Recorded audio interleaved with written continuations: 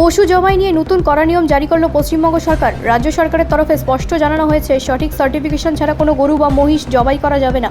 শুধু সেই সব পশুই জবাইয়ের অনুমতি পাবে যেগুলি বয়স্ক বা স্থানীয়ভাবে অক্ষম। সরকারি সূত্রে জানা গিয়েছে, এই সিদ্ধান্তের মূল উদ্দেশ্য হল পশু সুরক্ষা নিশ্চিত করা এবং অবৈধ জবাই রোধ করা।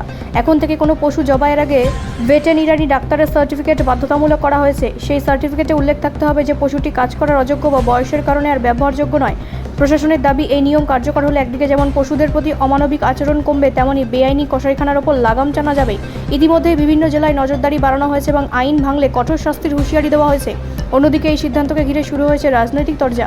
বিরোধী দলগুলির দাবি, এই নিয়ম বাস্তবায়নে সাধারণ ব্যবসায়ী কসাইদের সমস্যার মুখে পড়তে হতে পারে। তবে শাসক দলের বক্তব্য, পশু সুরক্ষা এবং আইন শৃঙ্খলা বজায় রাখতে এই পদক্ষেপ জরুরি।